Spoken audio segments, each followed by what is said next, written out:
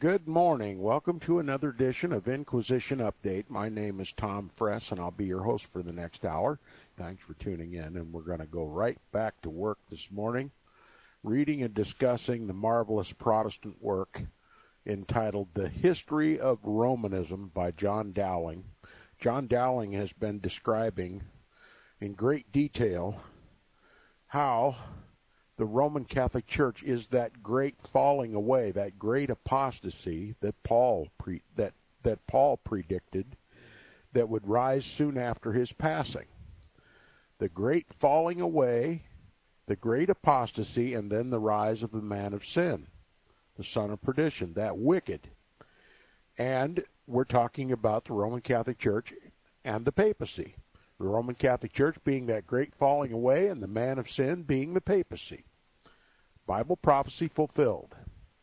We're not looking in the future for an antichrist. We're not looking in the long-distant past, back into the later days of the Roman Empire, of the Caesars, nor are we looking back to the Grecian Empire or the Medo-Persian Empire or the Babylonian Empire, but we're focusing on the Holy Roman Empire, the Papal Empire, the Empire of Antichrist. And we've been talking how that Christianity became a state-sponsored church under the Emperor of Constantine, and the papacy was elevated to the religious equivalent, the religious Caesar. And when Constantine and all the Caesars left for Constantinople, they left a power vacuum in Rome, and the papal Antichrist stood up and was widely recognized among Bible-believing Christians as the fulfillment of Daniel's, Paul's, and John's prophecies. True Bible-believing Christians have always known who the Antichrist is, and we're proving it by reading John Dowling's book, The History of Romanism. And we're talking about currently the life and times of Pope Gregory the Great, as he is called in the Roman Catholic Church, and he was a pagan, an antichrist, and he was very superstitious and very, very idolatrous, and he propagated and mixed the worship of images and idols and relics and the bones of dead saints with the pristine worship of God. Okay? It's one thing to be a rank pagan and practice paganism, but it's quite another to take that rank paganism and call it Christianity. And that's what the Roman Catholic Church does. The Roman Catholic Church is described in the Scriptures as the wide gate. Okay? And many will go in thereat. True Bible-believing Christianity is that narrow gate, and few there will be that will go through that gate. Okay? Jesus called himself the gate or the door. Christ and Christ alone. But the papacy has always and forever has mixed the holy, that is Christ, with the profane, that is paganism. Okay? The Roman Catholic Church is the epitome of mixing the holy with the profane. And they are essentially the blind leading the blind. And these are the ones we just talked about, the blind leading the blind. Now, about in the middle of page 106, if you follow along with me, I'll continue to read.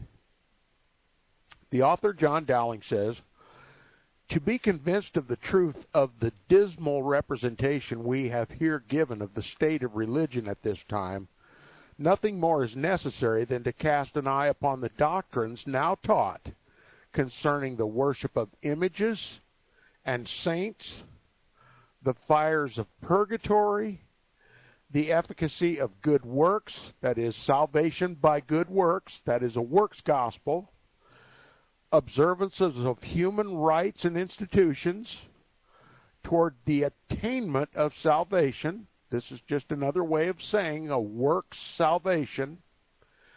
the power of relics to heal the diseases of the body and the mind, and such like sordid and miserable fancies, which are inculcated in many of the superstitious productions of this century, and particularly in the epistles and other writings of Gregory the Great. Okay? It's no wonder that the Roman Catholic Church, the church of idolatry, the church of simony, the church of sodomy, the church of paganism, would venerate this Antichrist, Pope Gregory, and call him great.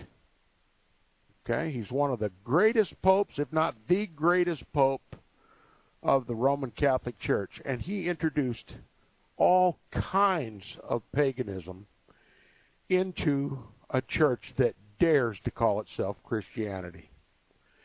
He says nothing more ridiculous on the one hand than the solemnity and liberality with which this superstitious pontiff distributed the wonder-working relics, and nothing more lamentable on the other than the stupid eagerness and devotion with which he deluded multitudes, which the deluded multitude received them, and suffered themselves to be persuaded that a portion of stinking oil taken from the lamps which burned at the tombs of the martyrs, or the filings of a chain supposed to have been worn by a saint, had a supernatural efficacy to sanctify their possessors and to defend them from all dangers, both of temporal and spiritual nature. Now, beginning the last paragraph, page 106, if you're finding it difficult to discover where exactly I'm reading, we'll begin the last full paragraph on page 106. He said there was an incredible number of temples erected in honor of saints during the 6th century, both in the eastern and the western provinces. Now, why did they start building temples? And before I even continue, I want you to realize that the numerous temples, I mean, they began to spring up everywhere. If you'll do some study into these ancient Roman Catholic temples and cathedrals during this period, you'll discover that they were incalculably expensive. Very elaborate stone edifices overlain with gold and silver and precious stones and pearls. Incalculably expensive. What does our Bible plainly say? Where your treasure is, there will your heart be also. Well, don't you know Satan understands the Scriptures? He perverts them, but he understands them. So if he can get the people to invest their money in these pagan Roman Catholic temples, that's where their hearts will be also, right? Satan knows the Scriptures. We all know that, don't we? And so if he can get the people to spend all their money on these elaborate pagan temples, then he's won their hearts too, hasn't he?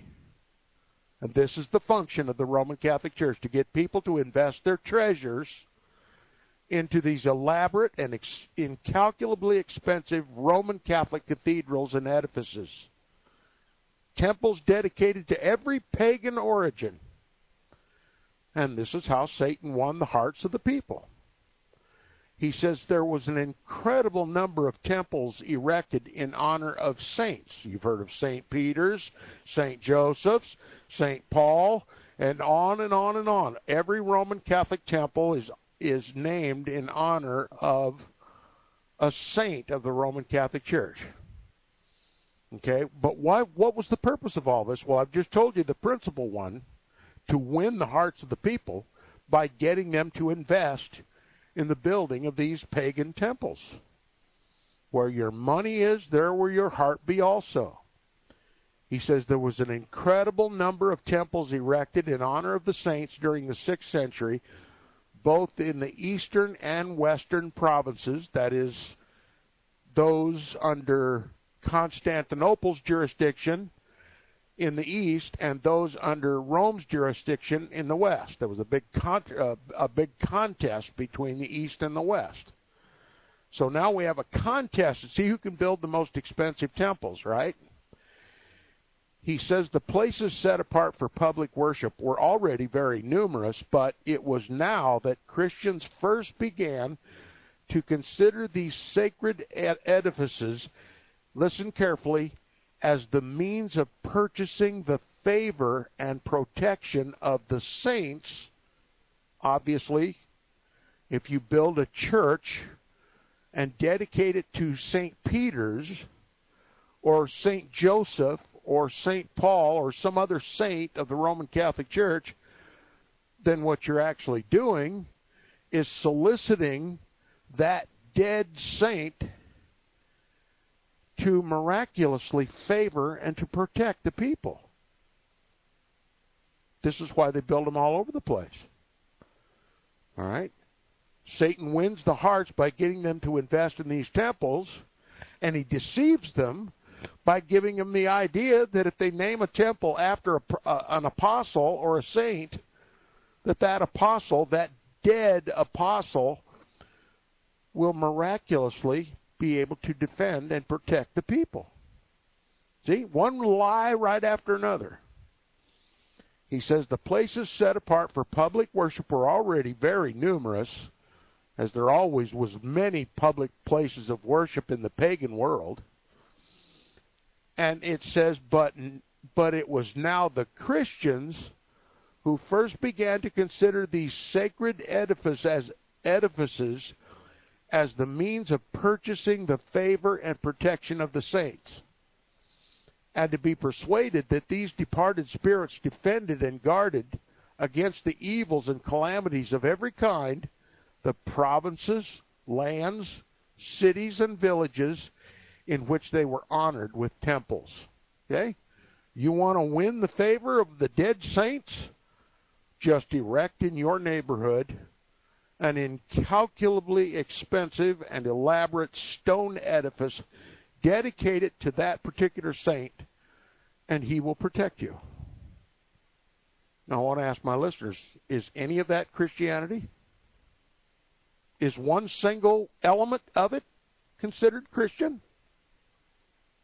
It's all idolatry. It's all lies. First of all, the saints are dead and will not live again until the resurrection. They have nothing, no part of anything to do under the sun. Okay? In the grave, they speak not, they think not, they do not. They simply wait for the resurrection. You can't speak to them, they can't speak to you. You can't go to them, they can't go to you. There's a gulf fixed. But the Roman Catholic Church says no. If you build a temple with all of your treasure and you name it after that saint, he will protect you. Okay? And the people dug deep to come up with the money for all of these elaborate temples. And their ruins are visible to any tourist that goes to visit these so-called sacred sites. They're nothing but pagan oracles, is all they are. It's the focus of the Roman Catholic tourism. That's why people go on tours, to see these ancient sites. That somehow that is some kind of an efficacious sanctification in doing so. I mean, one form of paganism just excites and invents a more elaborate form of paganism and captures the minds and the money of the deluded masses, and they dare to call it Christianity. He says the number of these temples was almost equaled by that of the festivals, that is, the so-called holy days, which were now observed in the quote-unquote Christian church. I want you to know that we're talking about the Roman Catholic Church, not the true Bible-believing Christian churches. You wouldn't see any of this in a true Bible-believing Christian church. Okay, we're talking about the Roman Catholic Church. All right, these ancient temples, these edifices dedicated to the saints, were equaled almost by the festivals which were now observed in the quote-unquote Christian church, and many of which seem to have been instituted upon a pagan model. Okay? So the temples were erected upon a pagan example and a pagan model. They just simply followed the same form, shape, construction methods, purposes, and dedication to the dead, just like the pagans did. Not one iota different, except they called them Christian churches. And also the festivals and the holidays, the so-called holy days observed during this same period by Christians, these festivals too had their model and their origin from pagan examples. Okay? What we're talking about is just baptized paganism. Their temples, their cathedrals, their incalculably expensive edifices, right on down to their holidays, were the mirror image of the pagans who preceded them. You couldn't tell one difference between these Christian things and the pagan worship. They mixed the holy with the profane. They mixed the name of Christ with paganism. They called themselves Christians, and yet they did this without conscience. Can you imagine how Christ must feel in his heart after dying for the sins of mankind, to have them turn around and mix his holy name with the rituals, holidays, practices, and edifices and ceremonies of paganism? It's the most direct way to destroy the gospel. To reduce it to a pagan pageant. And these people are going to pay for this. Those who did it then and those who do it today. Mixing the holy with the profane. It is indeed the great falling away that Paul predicted. Now, subsection 40 at the top of page 107. In order to show that the charge above referred to in relation to Gregory's superstitious regard to relics is not made without sufficient reason, I will present the reader with a translation of an epistle which he wrote to the Empress Constantina, that's in Constantinople, who was building a church at Constantinople in honor of St. Paul, and had written to Gregory, the Pope of Rome, Gregory the Great, to grant her either the head or some other part of the body of that apostle. She wants the head of the Apostle Paul, which was said to be at Rome for the purpose of enshrining it in the church when completed. That's right. Constantina from Constantinople, you know, the great shining city of the Eastern Empire, writes to the Antichrist of Rome, Gregory the Great, and wants the head of the Apostle Paul to stick in the altar of her new Catholic Church. You think the Pope's going to give up the head of the Apostle Paul even if he had it, which he doesn't? Okay, continuing, he said, after a respectful allusion to the request of the Empress, Gregory proceeds, and this is a salutation, it's in Latin, I'll probably butcher it, but I'll read it anyway. Major Maestitia tenuit, etc. Great sadness hath possessed me, because you have enjoined upon me those things which I neither can nor dare do. For the bodies of the holy apostles, Peter and Paul, are so resplendent with miracles and terrific prodigies in their own churches that no one can approach them without great awe, even for the purpose of adoring them. When my predecessor of happy memory, that is the previous pope, wished to change some silver ornament which was placed over the most holy body of St. Peter, though at a distance of almost 15 feet, a warning of no small terror appeared to him. Even I myself wished to make some alteration near the most holy body of St. Paul, and it was necessary to dig rather deeply near his tomb.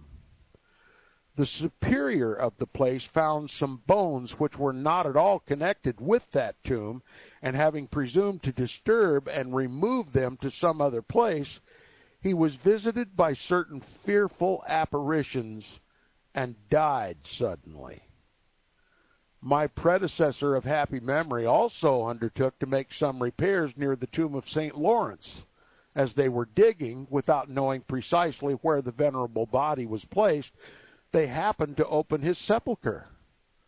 The monks and guardians who were at the work, only because they had seen the body of that martyr, though they did not presume to so much as touch it, all died within 10 days, to the end that no man might remain in life who had beheld the body of that just man.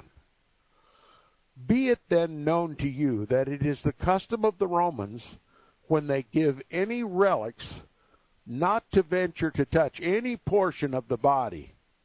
Only they put into a box a piece of linen, called a brandium, which is placed near the holy bodies. Then it is withdrawn and shut up with due veneration in the church which is to be dedicated, and as many prodigies are then wrought by it as if the bodies themselves had been carried thither. Whence it happened that in the time of St. Leo, as we learn from our ancestors, when some Greeks doubted the virtue of such relics, that Pope called for a pair of scissors and cut the linen, and blood flowed from the incision. And not at Rome only, but throughout the whole of the West, it is held sacrilegious to touch the bodies of the saints, nor does such temerity ever remain unpunished.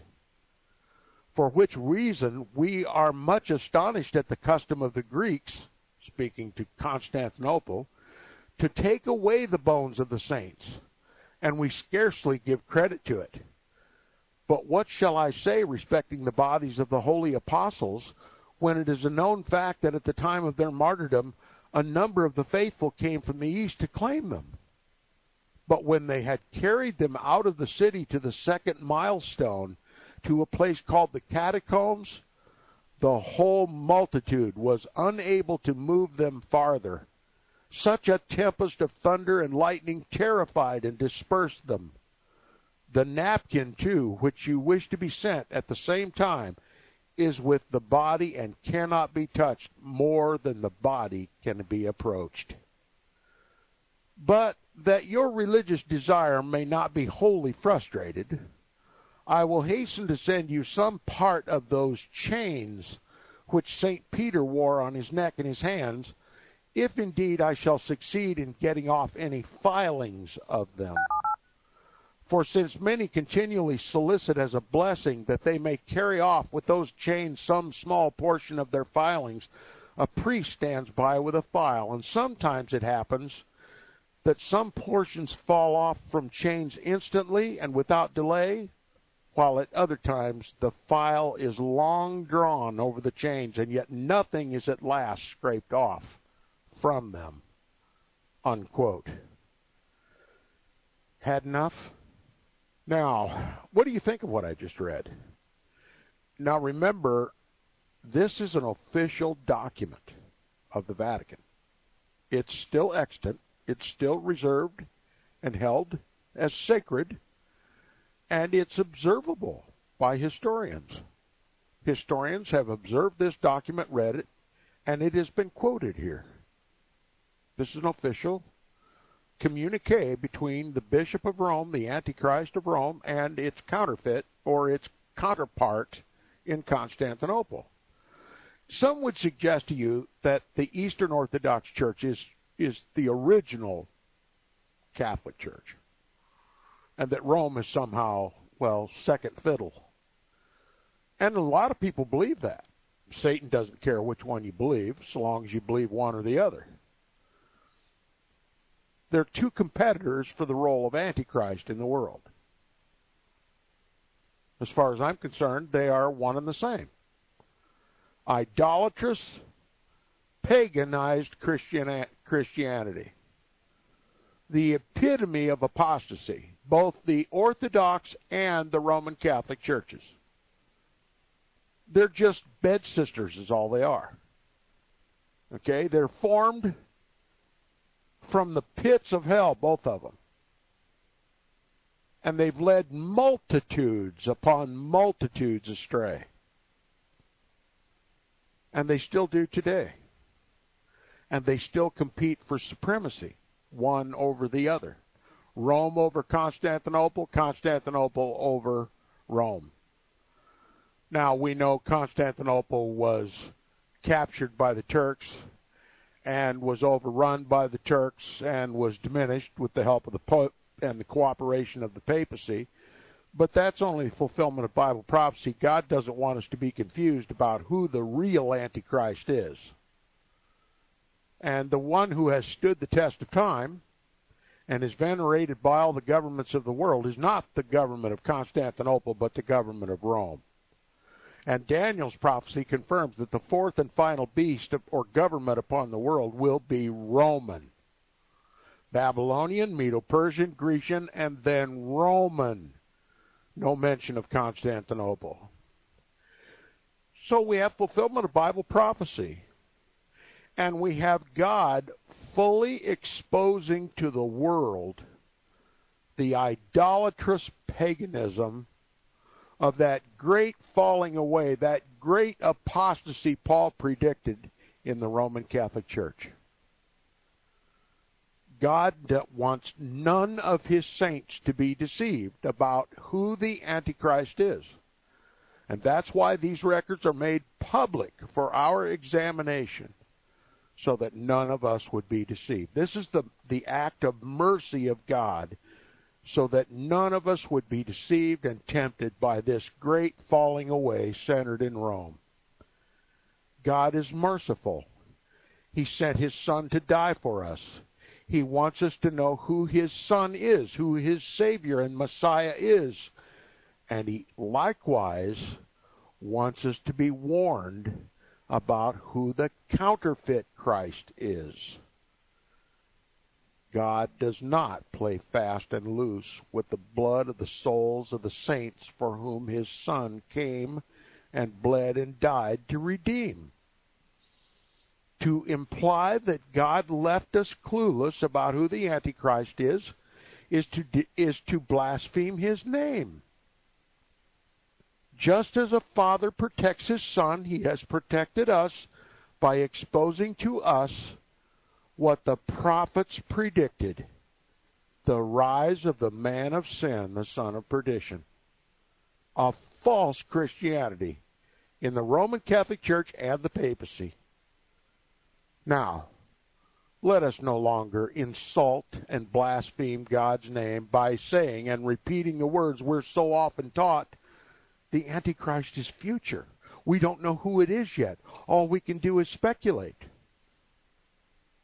To say such a thing is to insinuate that God left his people clueless about the great apostasy, about the great falling away, and about the great man of sin.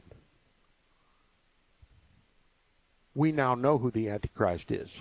Let's leave off fanciful interpretations of Bible prophecy and hold to the demonstrable truth.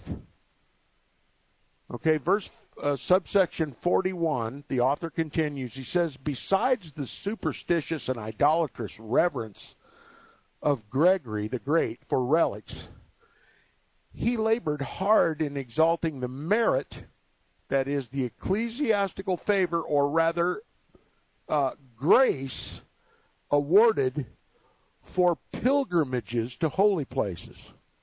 Okay? Now listen. If the Pope can merit you grace if you go on a pilgrimage, what is his motivation then? To make as many places to go as possible. All right? That's why there are shrines. That's why there are cathedrals, holy places, innumerable in the world.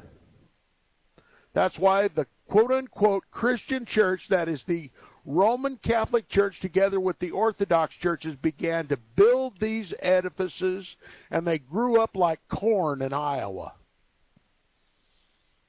so that people could go on pilgrimages to these quote-unquote holy places and gain favor or grace from the Roman Catholic Church, to merit that grace by going on these pilgrimages to holy places. You see the cash cow in this? He says, besides the superstitious and idolatrous reverence of Gregory for relics, he labored hard to exalt the merit of pilgrimages to holy places, encouraged the use, though he condemned the worship of images in the churches, introduced a more imposing method of administering the communion with a magnificent assemblage of pompous ceremonies, which instituted was called the canon of the Mass. Okay, it was Gregory the Great that gave us the great Mass of the Roman Catholic Church, that great gaudy, flamboyant, colorful sacrifice of Christ on the altars of the Roman Catholic Church, called the Roman Catholic Mass. It's the most idolatrous, the most blasphemous ceremony you'll ever see in your life. And the Roman Catholic Church publicly states that it is a sacrifice, telling you plainly that they have no trust, hope, or respect for the sacrifice that Christ himself made on the cross 2,000 years ago. They have to make their own. And they call it the canon of the Mass. The author says, and which, without doubt, tended a century or two later to the conception of the absurd doctrine of transubstantiation. That means the priest celebrating the Mass can literally change the substance of the communion wafer into the literal blood, body, soul, and divinity.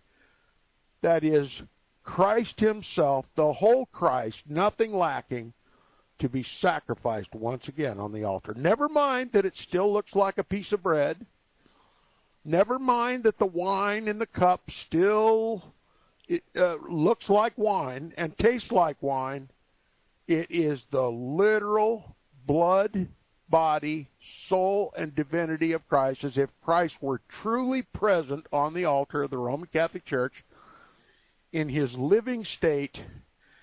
And when the Mass is conducted and concluded, they sacrifice him afresh.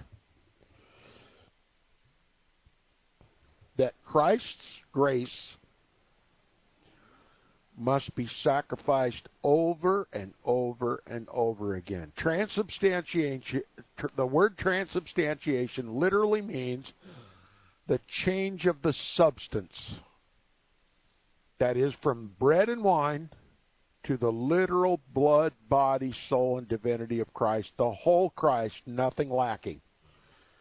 It's as if it were Christ himself on the altar. That is, the Roman Catholic priest who officiates over the Mass and conducts the Mass, he is literally the creator of the Creator. This is the official teaching of the Roman Catholic Church. This is the power of the priest in the Roman Catholic Church to create the Creator on the altar and then sacrifice him again. It literally means that the priest has power to summon Christ from God's right hand on the throne and place him in a piece of bread and crucify him over and over and over again. Okay? This has been talked about so voluminously on Inquisition Update that I hate to repeat myself again. But The author is talking about this absurd imposture called transubstantiation and the canon of the Mass. It is the centerpiece of the Roman Catholic idolatrous church, which denies the sacrifice of Christ 2,000 years ago and thinks it is their duty, their sole prerogative, their sole right to create him over and over and over again and crucify him over and over and over again every time the Mass is conducted in the Roman Catholic Church. And that as a Roman Catholic, you must believe that this is a true sacrifice, and that through that sacrifice you receive, or rather you merit, grace. You earn grace.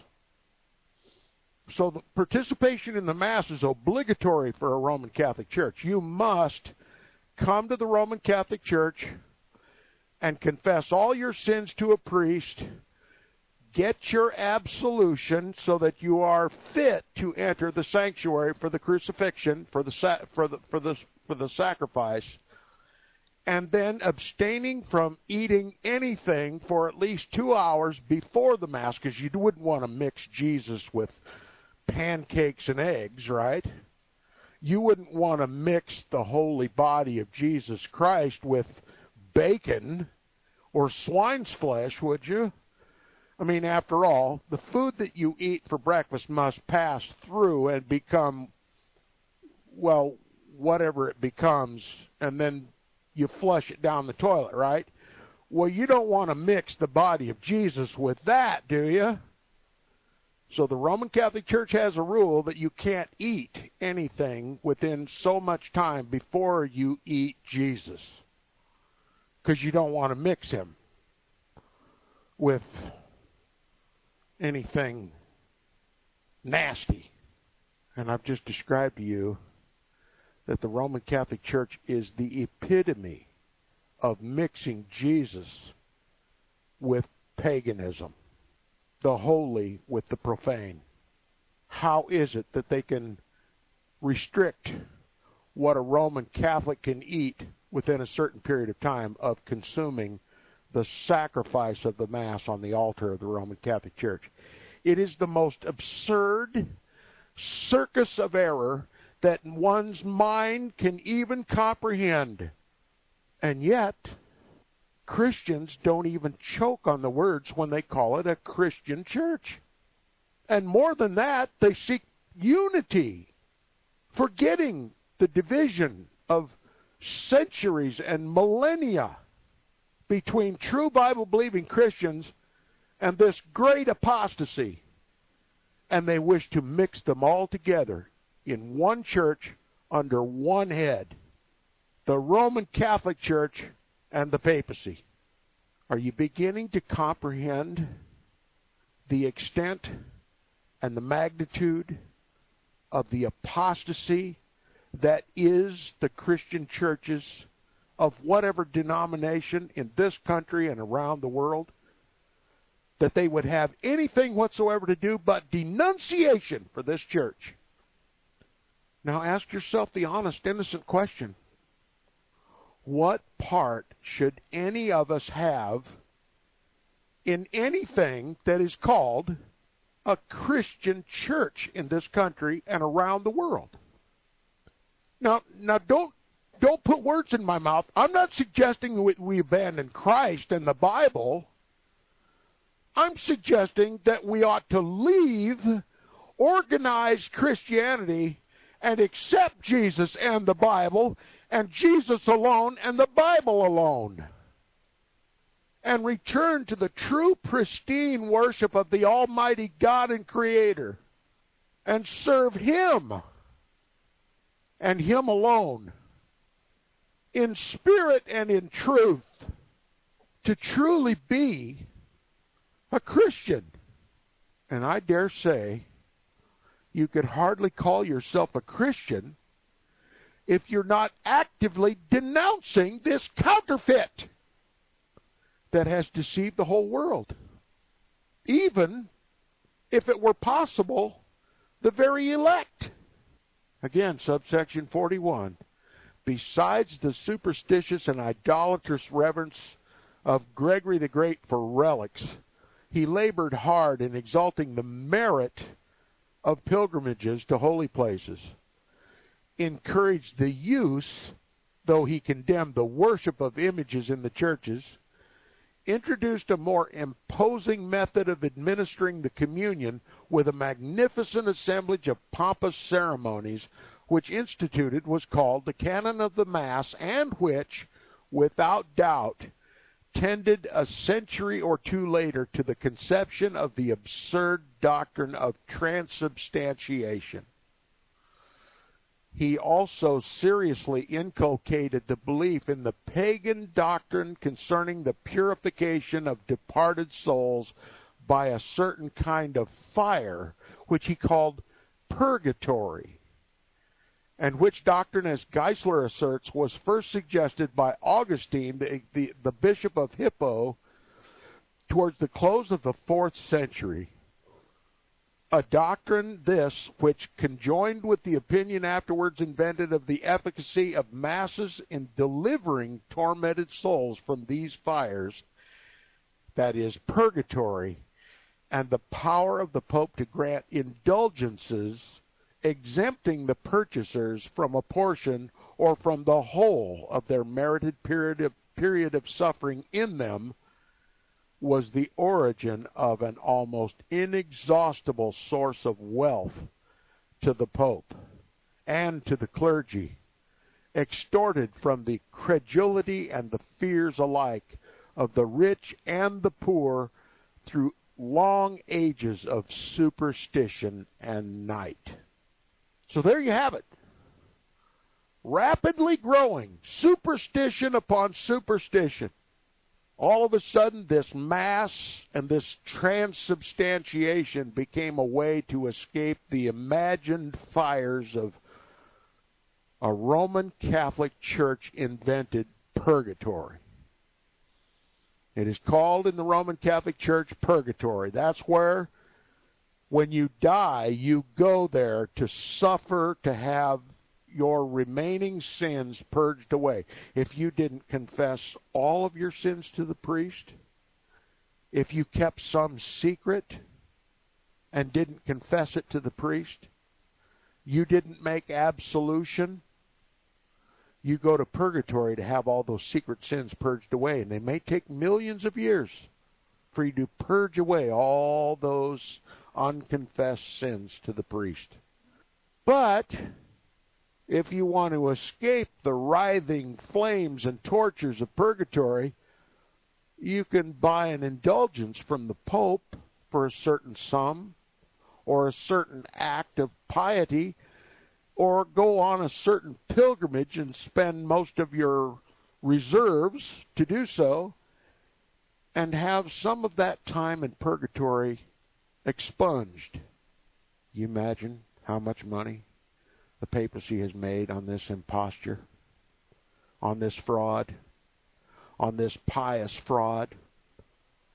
That's why the Roman Catholic Church is the single most wealthy, institution on the face of the earth. And it has been for most of its history. Filthy lucre, based in lies that are easily contradicted in the Scripture, that are plainly evident to God-fearing, Bible-believing Christians who sit and weep over the ignorance of uncountable souls who have fallen prey to the greatest show on earth, the Roman Catholic Church, and have been built of incalculable sums of money, which is spent by the popes to extend their power and authority and influence throughout the whole world, both over religious things and over temporal things, even to the degree that they can buy and sell governments and regimes and threaten them with eternal damnation if they don't yield to the Pope's demands. Now do you see how evident and plainly God made it certain that none of His people should be deceived about who the Antichrist is, the man of sin, the son of perdition? Do you think that the future Antichrist that is talked about in all the churches as if he was a reality? Do you think for a moment that in the lifespan of one human being that he could commit such blasphemies in a mere 70 years' time? You see how ludicrous the teachings of the churches are today? That one man, during the lifespan of one man's life, can deceive the whole world? And how great would that deception be in comparison to the nearly 1,500 years of the papacy's existence? One lifetime wouldn't be enough to even, like one drop in an ocean. Futurism is an impossibility.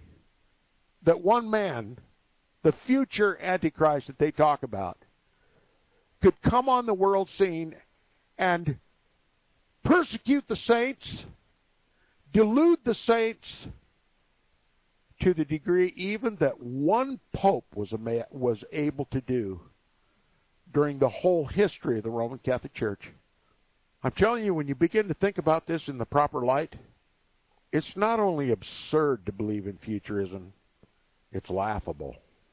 And it should be laughed at with derision. It deserves no respect whatsoever.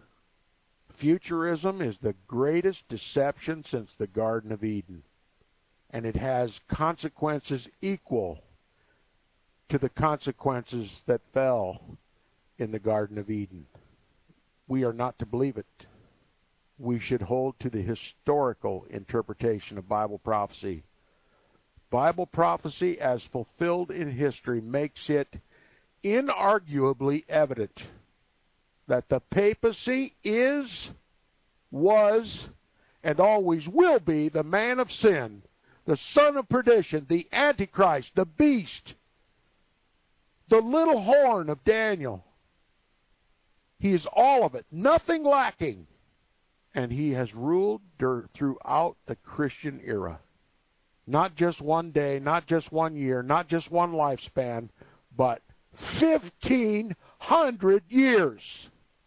And not only that, he has been positively known and identified as the man of sin by Bible-believing Christians throughout that 1,500 years. And there's nobody with as much credibility as the saints of Almighty God for 1,500 years making that unchangeable assertion. In comparison to them, your priest and your priesters are nothing. And so is their future Antichrist. And if you can't change the mind of your pastor, then fire him. Or get out of the church. He's a liar. He doesn't deserve his title, or the church, or the pulpit, or the people.